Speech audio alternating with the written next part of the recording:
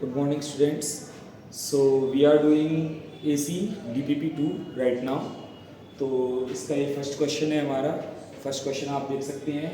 आपको L दिया गया है, L equal to 5 into 10⁻³ henry, और आपको वोल्टेज दिया गया है. आपसे करंट पूछा गया है.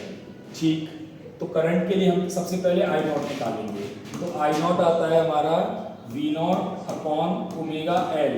यहाँ पे कोई रेजिस्टेंस नहीं है, अकेला यही है, तो XL equal to omega L. So V naught मेरा क्या दिया गया है? V naught is 75. आपका 75 है मैक्सिमम वोल्टेज, और ओमेगा है मेरा 5000.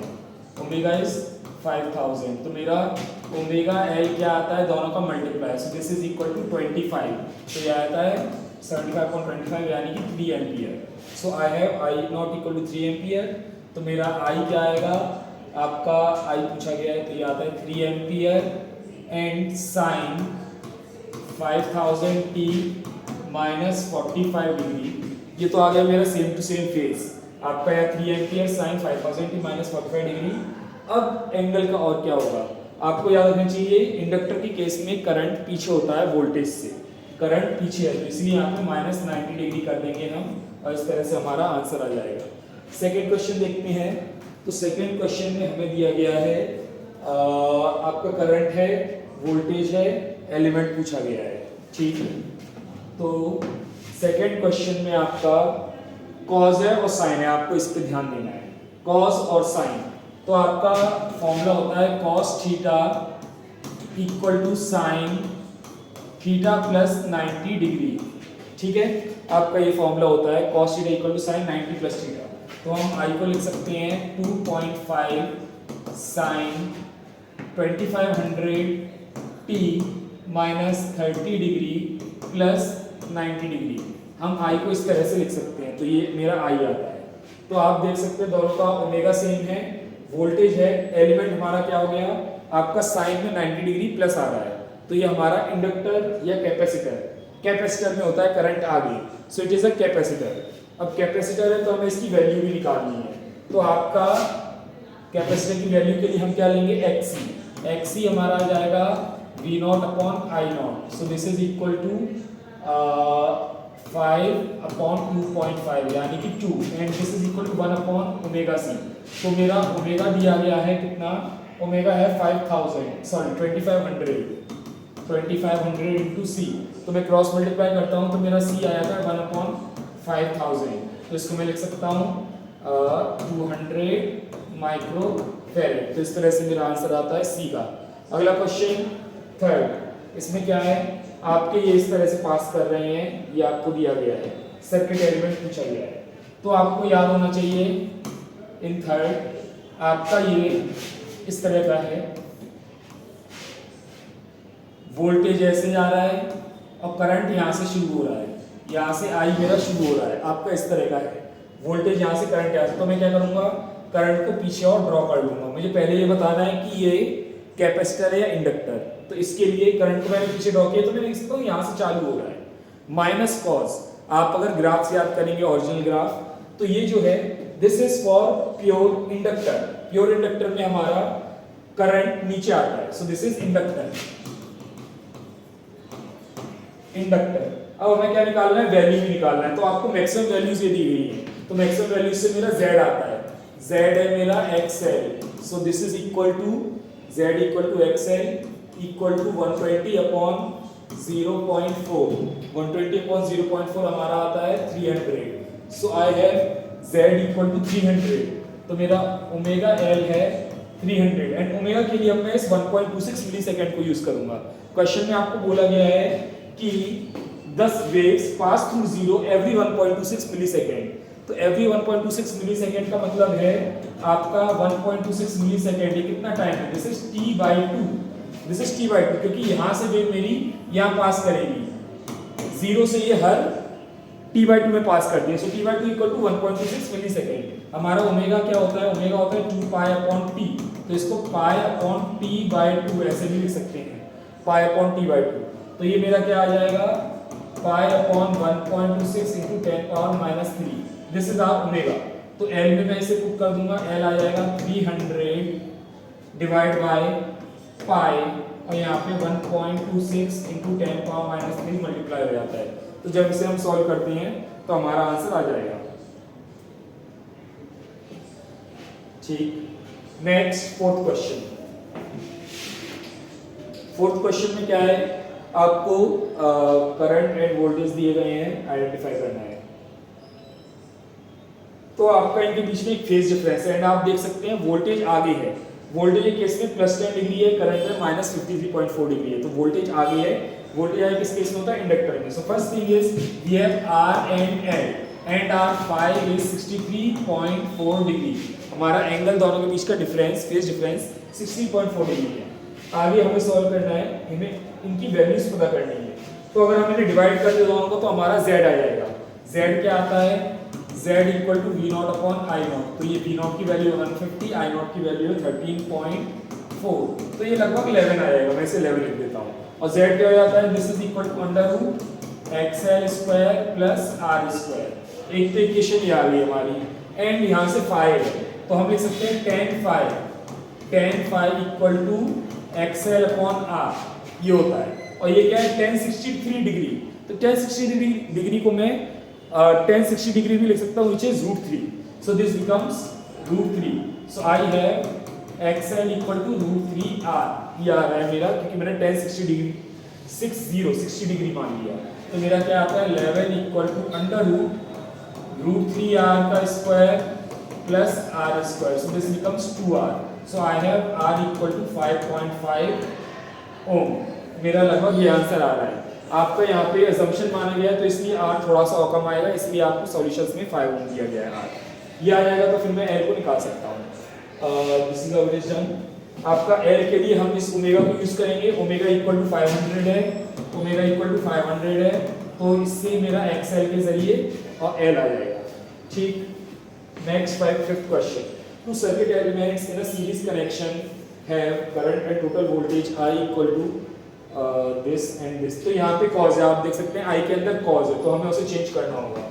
तो फिफ्थ क्वेश्चन में हम अगेन आपको याद हो cos theta equal to sine theta plus 90 degree, ये था हमारा। तो हमारा I क्या आ जाता है, I आ जाता है 13.42 साइन, सॉरी ये मैं पिछले क्वेश्चन कर किया हूँ।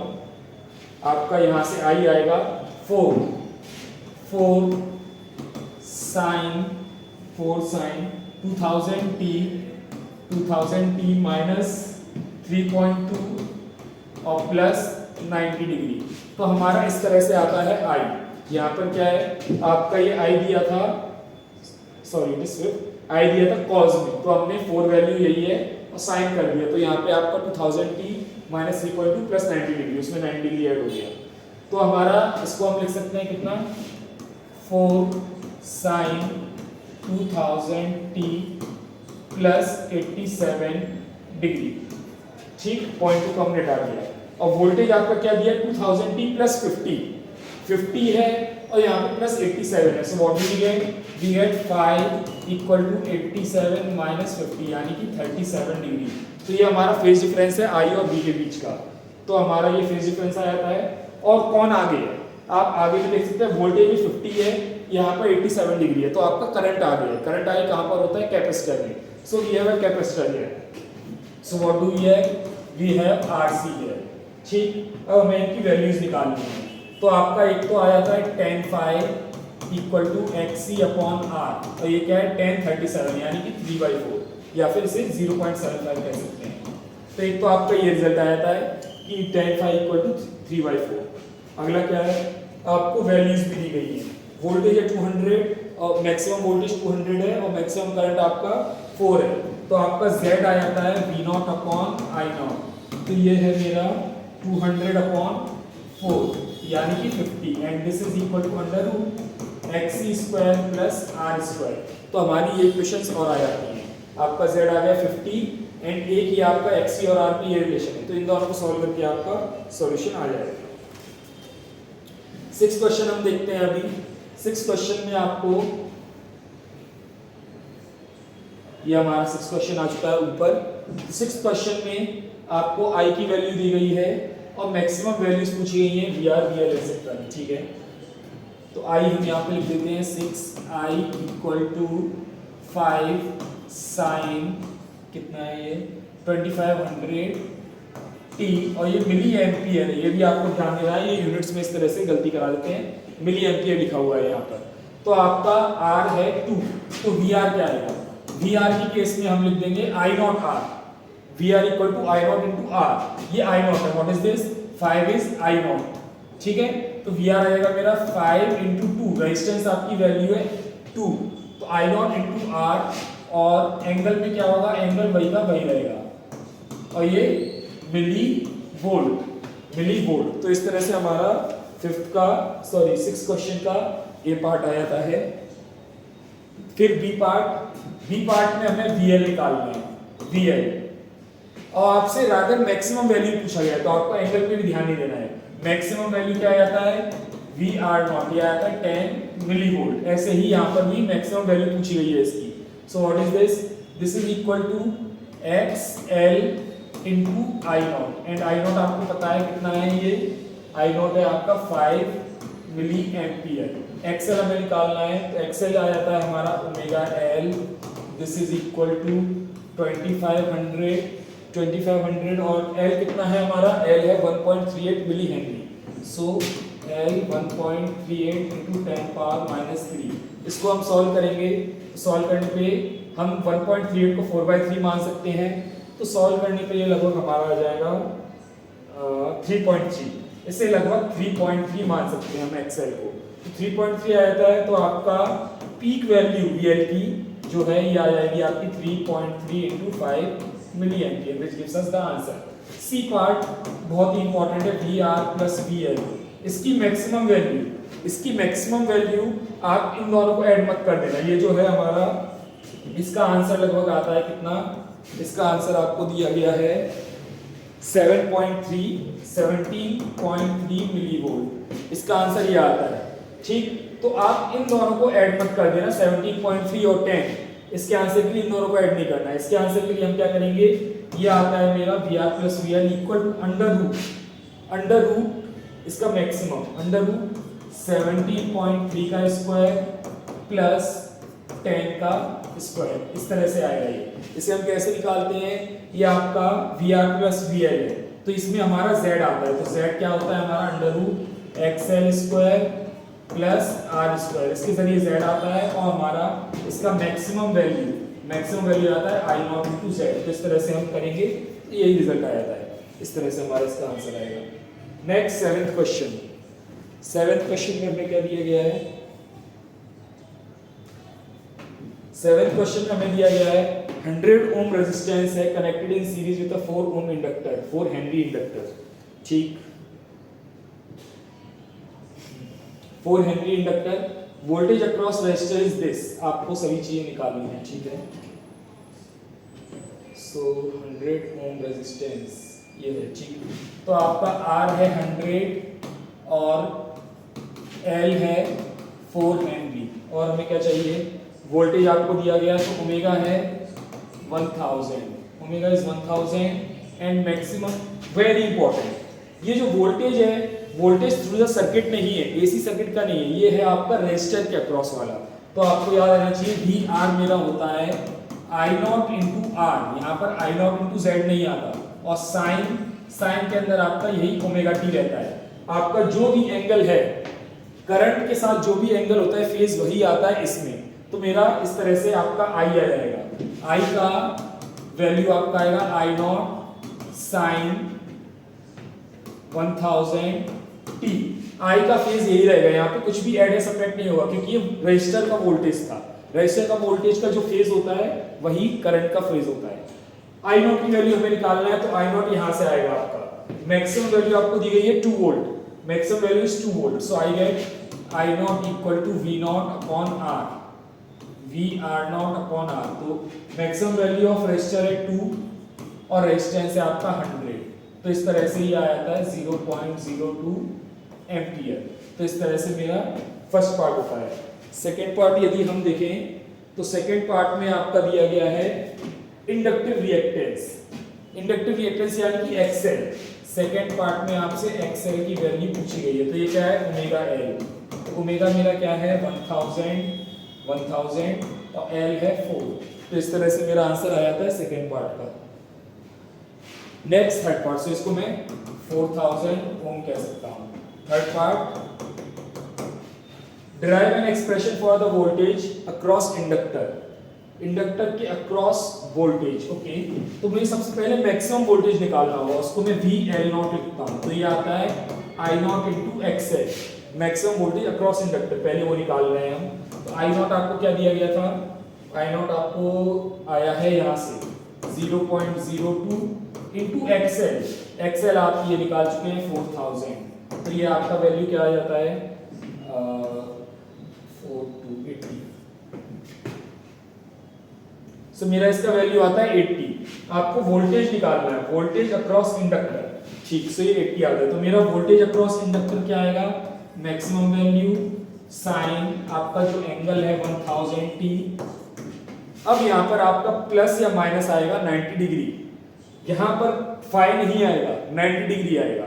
सीधे आई से हम 90 डिग्री पे लाएंगे। तो आई आपका ये था, ये इंडक्टर है, तो आपका इसीलिए प्लस 90 डिग्री हो जाएगा। और इस तरह से आपका ये 7th क्वेश्चन कंप्लीट। इसको आप लिख सकते हैं कॉज में भी लिख सकते हैं, जो आपको सॉल्यूशन में दिया गया है। 8th क्वेश्चन, 8th में A and B are identical bulbs, A and B identical bulbs हैं, glows brighter for 50 hertz frequency. आपसे पूछा गया कौन 50 हर्ट्ज के लिए ज्यादा ग्लो करेगा। तो ये बहुत ही इजी है। आपको यहाँ बहुत इंपॉर्टेंट चीज है ध्यान देने की, ये दोनों आपके पैरेलल में है। ये दोनों जो आपके एल और सी हैं दोनों पैरेलल में है। तो पैरेलल में हमारा क्या होता है, वोल्टेज सेम होता है। तो हम पावर का फॉर्मूला v²/r लिखेंगे, आई नॉट स्क्वायर r नहीं लिखेंगे, v²/r लिखेंगे, क्योंकि ये दोनों आपके पैरेलल में है। तो हमारा v दोनों में सेम हो गया, v सेम हो गया, हमें r देखना है या फिर z देखना है। इसको हम v²/z लिखेंगे, r नहीं लिखेंगे, ठीक है। तो हमारा ये आता है। तो z क्या है यहाँ पर, z है आपका, एक केस में है ओमेगा l और एक केस में है 1/ωc। तो आपको इन दोनों की वैल्यू चेक करनी है, जिसकी वैल्यू कम है वहां पे पावर ज्यादा है। तो xl है मेरा ओमेगा l, इसकी आप वैल्यू निकाल लेंगे तो ये आता है 2π × 50 इंटू 0.1, ये आता है आपका xl। और xc क्या आएगा 1/ωc। तो ओमेगा है अगेन 2π × 50 और c की वैल्यू क्या है, ध्यान देना 10 पिकोफैरेड है, दिस इज 10 पिकोफैरेड। तो ये मेरा 10 × 10⁻⁻12 ये आता है। तो आप देख सकते हैं xc बहुत ही ज्यादा है, क्योंकि यहाँ पे 10⁻⁻12 है। सो xc is very greater than xl। तो आपका पावर कैपेसिटेंस में बहुत ही कम जाएगा, तो कैपेसिटेंस वाला आपका ज्यादा ब्राइटर ग्लो करेगा। सो आपका आंसर क्या आता है बी, 8 का आंसर है आपका बी।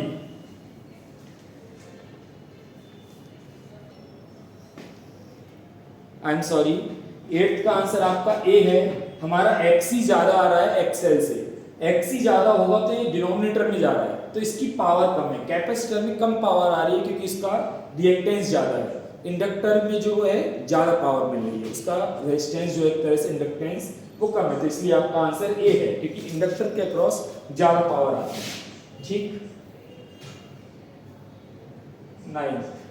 9th में क्या है, 100 volt DC is applied across a coil, a current of 1 ampere flows through it, ठीक है। तो हम 9 देखते हैं। तो जब DC होता है तब हमारा केवल रेजिस्टेंस होता है। तो DC के केस में हमारा क्या आता है, R आ जाता है 100/1, ये आपका R है। अगला केस क्या है, अगले केस में आपका AC आ जाता है, तो आपका करंट कम हो गया। तो AC जब आ जाता है तो इंडक्टेंस आता है, तो इंडक्टेंस आता है आपका 100/0.5। सो इंडक्टेंस इज इक्वल टू 200। तो हमारी ये वैल्यूज हैं। आपसे इंडक्टेंस ऑफ कॉइल पूछी गई है और आपको क्या दिया गया, और कुछ भी नहीं दिया गया, बस ओमेगा दिया गया है, ठीक। तो ये जो है ये तो हो गई आपकी रेजिस्टेंस और यही आपकी हो गई इंडक्टेंस, नहीं, ठीक। तो इंडक्टेंस पूछी गई है, I am sorry this is not inductance, ये हमारी कहलाती है इंपीडेंस। इन दो वर्ड्स में बहुत कंफ्यूजन होता है। दिस इज इंपीडेंस, इंडक्टेंस होती है हमारी इंडक्टर की। इंडक्टेंस हम L को कहते हैं, L इज कॉल्ड इंडक्टेंस। तो हमें L चाहिए, तो L के लिए हम क्या करेंगे, Z square equal to R square plus XL square कर देंगे तो यहाँ से आपका एक्सएल आ जाता है 100√3। एक्सएल आपका यह आ जाता है और इसको मैं लिख दूंगा ओमेगा एल। ओमेगा क्या दिया है आपको 2 pi into 50। Omega is 2 pi F, omega is 2 pi F into L. तो यहाँ के जरिए हमारा इंडक्टेंस इस तरह से आता है। इंडक्टेंस पूछा गया है रिएक्टेंस में। ठीक, 10th क्वेश्चन पे आते हैं। 10th क्वेश्चन में आपको कैपेसिटर है AC source through an ammeter, what will be the reading of ammeter. ठीक, तो आपको ये दिया गया है, आपको मैक्सिमम वैल्यू दी है आपको V0 इक्वल टू 200√2, ये दी गई है आपको मैक्सिमम वैल्यू, और आपसे आरएमएस पूछा जा रहा है, ये आपकी मैक्सिमम वैल्यू है। तो मेरा Vrms क्या आ जाएगा, Vrms आ जाता है 200, और आपका क्या है, केवल कैपेसिटर है यहाँ पर और कुछ भी नहीं है, कोई आपका रेजिस्टर नहीं है। तो आपका Xc आ जाता है 1/ओमेगा c। तो 1/ओमेगा क्या है हमारा, ओमेगा है 100, ओमेगा इज 100 और c है हमारा 10 × 10⁻⁻6। तो ये हमारा आ जाता है 1000। ठीक है, इस तरह से आ रहा है हमारा Xc 1/ओमेगा c। ओमेगा हमने कहाँ से लिया, यहाँ से साइन के अंदर जो दिया गया है, साइन के अंदर वाला। तो ये आपका आ जाता है 1/100 और c हमारा 10 माइक्रोफैराड है। तो आपको पूछा गया है IRMS क्या होता है, Vrms/Xc, ये आ जाएगा। तो हम इन्हें डिवाइड कर देंगे तो ये क्या आता है 0.2 एम्पियर। इस तरह से हमारा आंसर आता है 10th का। फिर 11th देखते हैं।